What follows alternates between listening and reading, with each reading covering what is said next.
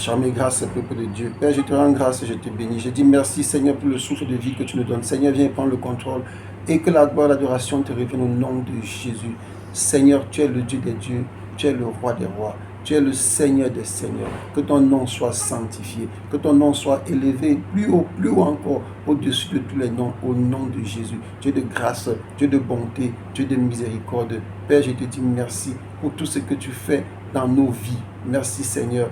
Amen. Bien-aimé, le Seigneur nous interpelle aujourd'hui sur la reconnaissance. Beaucoup parmi nous, ne sommes pas reconnaissants de ce que Dieu fait pour nous. Oui, le Seigneur a énuméré certains problèmes qui minent notre vie parfois et qui nous empêchent de recevoir cette bénédiction. Parfois qui sont aussi des raisons pour lesquelles l'ennemi nous accuse. Le Seigneur a parlé par exemple de vaine gloire.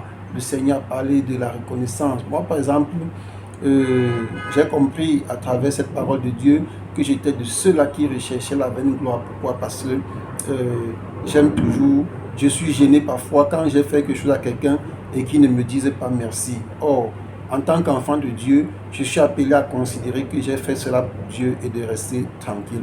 Donc, bien aimé, s'agissant de la reconnaissance, il y a beaucoup de personnes, d'enfants de Dieu, pour qui Dieu a fait des choses dans leur vie et qui ne sont incapables de témoigner. D'autres ne veulent même pas témoigner ce que Dieu a fait parce que parfois, ils ne savent pas, mais ce qu'ils ignorent, c'est que lorsque Dieu a fait ça dans ta vie, c'est pour que le témoignage que tu feras puisse agir dans la vie de quelqu'un. Mais quand tu refuses de témoigner ta reconnaissance, quand tu refuses de faire ce témoignage-là, ça veut dire que tu bloques quelqu'un. Or, nous savons que la parole de Dieu est aussi une reconnaissance. Quand on va dans le livre d'Ésaïe chapitre 38, verset 20, il est écrit: l'Éternel m'a sauvé. Nous ferons résonner les cordes de nos instruments tous les jours de notre vie dans la maison de l'Éternel. Oui, bien-aimé, il y a beaucoup d'enfants de Dieu qui, par reconnaissance pour Dieu, ils sont dans la maison de Dieu, ils chantent, ils louent Dieu, ils adorent Dieu. Par contre, il y a d'autres qui ne veulent même pas entendre. Ils viennent seulement se mettre debout, s'asseoir et prier. Ils ne savent pas comment on nettoie l'église.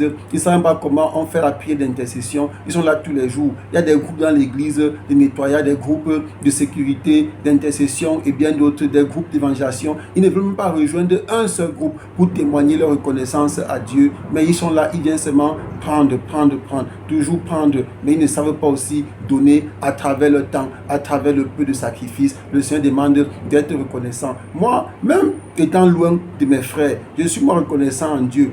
J'avais voulu apprendre le piano pour chanter pour Dieu. Mais quand Satan a bloqué, j'ai dit à Dieu: Seigneur, fais-moi chanter, même sans apprendre ces choses-là. Et Dieu m'a donné la possibilité. Et quand il met des musiques dans ma bouche, je chante.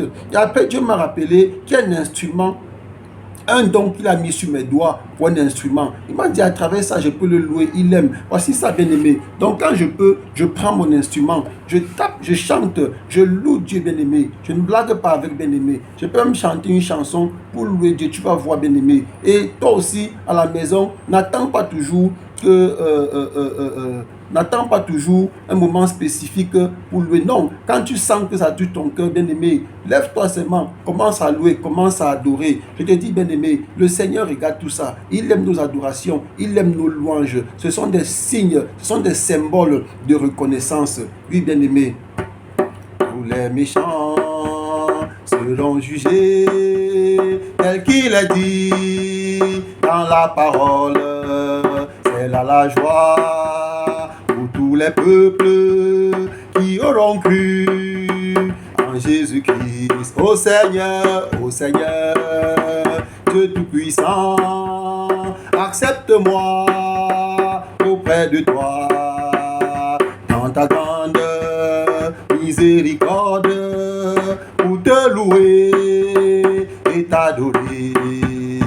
Oui, bien-aimé, dans Ésaïe chapitre 38, à partir du verset 20, une autre version de ce qu'on vient de lire, il dit: Seigneur, tu m'as sauvé, nous te louerons donc en musique dans les jours de nos vies, tous les jours de nos vies, dans ta maison, Seigneur. Donc, bien-aimé, dans la maison de Dieu, bien-aimé, il ne faut pas avoir peur de chanter pour Dieu. Il ne faut pas avoir peur de louer Dieu. C'est un signe de reconnaissance. Oui, bien, ne dit-on pas que chanter, c'est prier 2 fois. Donc, bien-aimé, quand tu gardes les paroles des chansons que Dieu met dans ton cœur, bien-aimé, tu es en train tu es en train de manquer la possibilité de délivrer certaines personnes. Or, nous savons que les chansons que Dieu met dans nos cœurs, parfois sont des chansons qui non seulement délivrent, mais elles guérissent aussi et elles restaurent. Donc, bien-aimé, je prie pour toi, bien-aimé, que tu témoignes ta reconnaissance à Dieu tous les jours, en commençant dans la maison de Dieu et aussi autour de toi, dans la vie de tous les jours. Parce que ton style de vie va permettre aussi que